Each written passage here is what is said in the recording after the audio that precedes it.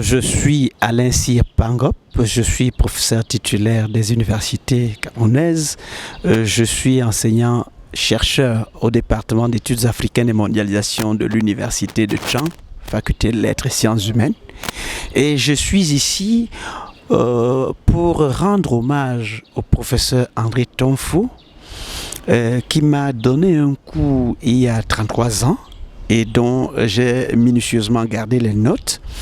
Et je me suis engagé à partager l'expérience de ces notes conservées comme témoignage, comme couronne mortuaire, comme couronne triomphale pour cet éminent professeur qui est décédé. Et donc mon intervention est intitulée « À la découverte d'Haïti, l'année de Saline, un cours du professeur Tonfo ».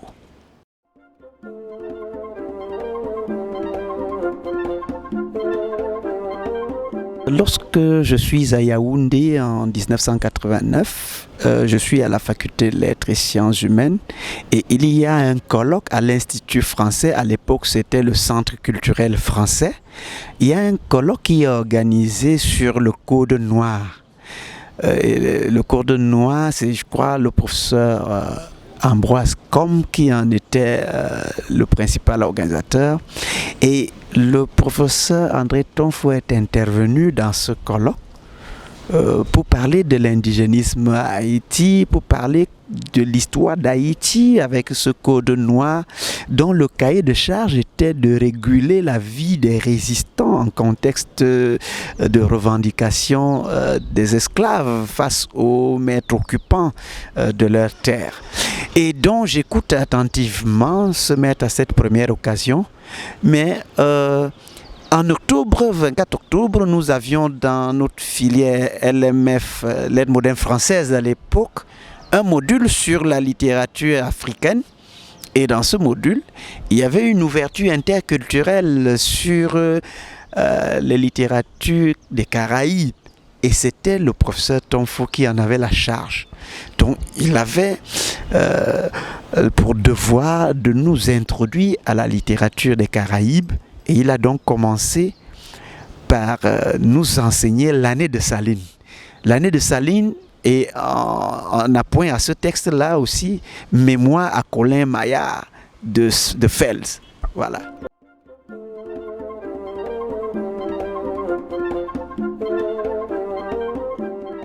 Bon, vous savez, moi, quand je quitte la terminale au lycée classique de Bafoussam, je suis admis au concours d'entrée à l'école normale supérieure de Yaoundé et premier nom à la liste d'attente.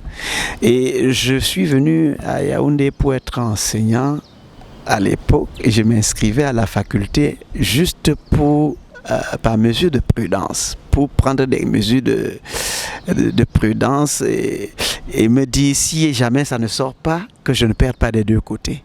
Et malheureusement, c'est pas sorti et je me suis rabattu à l'université avec la résolution de devenir plus tard professeur d'université.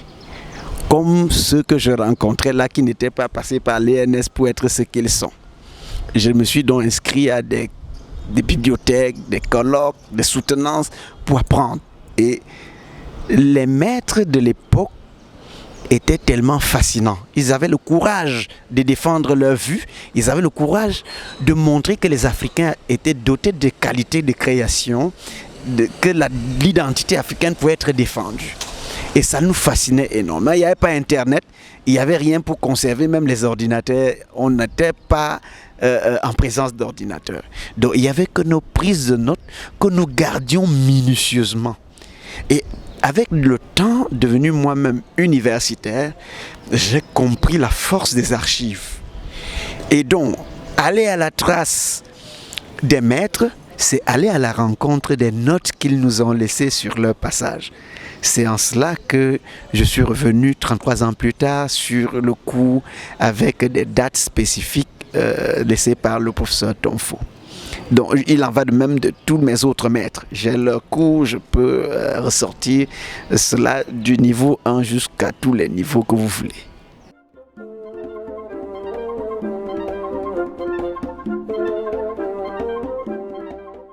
Oui, franchement, briser le silence pour dire ce qu'on pense de l'héritage que quelqu'un a laissé, ou bien pour dire tout le bon souvenir qu'on garde de lui, c'est rendre justice à notre mémoire collective, à notre mémoire d'universitaire, et c'est rendre justice à la famille qui a besoin de cette chaleur humaine commémorative, n'est-ce pas?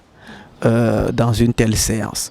Je pense qu'une veillée comme celle-ci était importante pour nous remémorer et lutter contre l'oubli. Parce que dans un monde qui va vite, dans un monde d'Internet où la communication est rapide, il y a beaucoup d'oubli.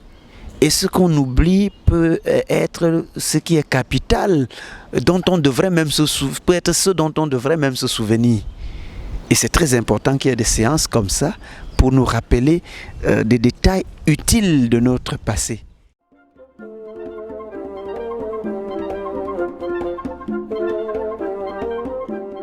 Je me suis demandé, quand on m'a partagé l'argumentaire d'invitation à ce colloque, je me suis demandé comment puis-je parler du professeur Tonfo, 33 ans, une trentaine d'années plus tard. Le meilleur moyen pour moi était de revisiter ce que j'ai retenu de lui comme enseignement. Faire une autre lecture de ses publications, beaucoup de collègues l'auraient fait. Mais prendre un coup sur un texte dont on ne parle pas beaucoup, c'était ça l'originalité. Et je me suis rendu compte que de ses écrits, de ses publications, il ne parlait pas de l'année de Saline, ce qui a fait l'objet de mon intervention. Donc c'est restaurer un discours qu'il a prononcé et qui n'a pas été documenté par la postérité. Voilà le défi relevé.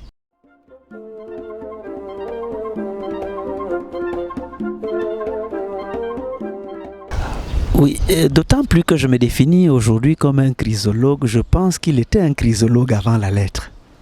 Parce que les sociétés qui étaient caractérisées par des soubresauts, comme la société haïtienne, la société camerounaise, dans l'histoire, les sociétés africaines ex-colonisées, c'était de penser comment imaginer une forme de libération, imaginer une forme d'émancipation, mais aussi une sortie de crise et de vivre ensemble. Le vivre ensemble qui est aujourd'hui proclamé et même défendu institutionnellement par le Camerounais est quelque chose de préparé par la littérature, et notamment par la littérature haïtienne, n'est-ce pas?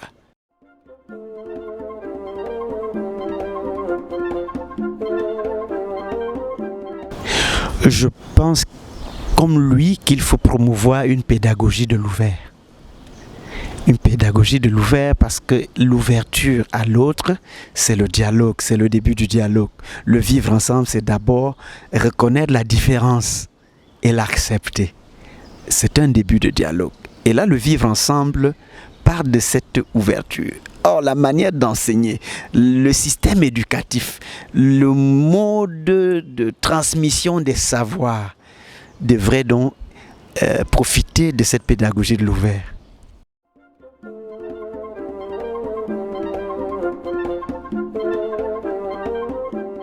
Je pense que le savoir-être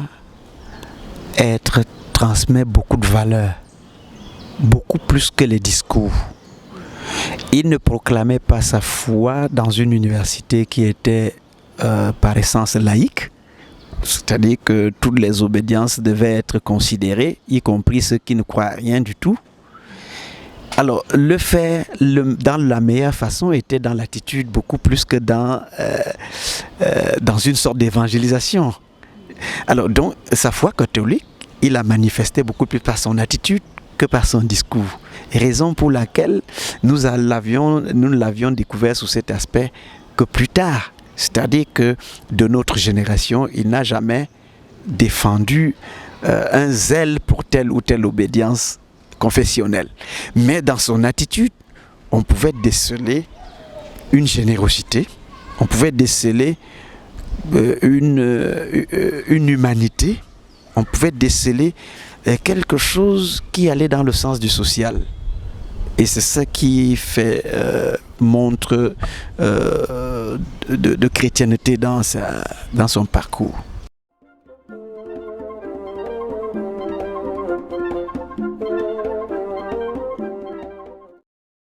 Ce que j'ai retenu, c'est qu'il n'avait pas beaucoup d'animosité vis-à-vis de ses apprenants lorsque ceux-ci en arrivaient à le contrarier. Il avait toujours une pointe d'ironie pour faire la répartie. Donc il vous répond ironiquement pour vous taquiner et on avance. Donc il ne prenait pas mal, il n'était pas si sanguin que cela dans son caractère et ça m'a appris la maîtrise de soi, la conscience de ce qu'on peut être et puis aussi la confiance en ce qu'on défend comme valeur, notamment dans la discipline. Le mépris qu'on pouvait avoir de la littérature, c'est eux qui nous ont fait croire que la littérature avait beaucoup plus de valeur, et d'ailleurs largement au-dessus de ce mépris. Et donc, nous n'avions pas à être complexés vis-à-vis de quelque discipline que ce soit. Et ça n'a pas changé aujourd'hui.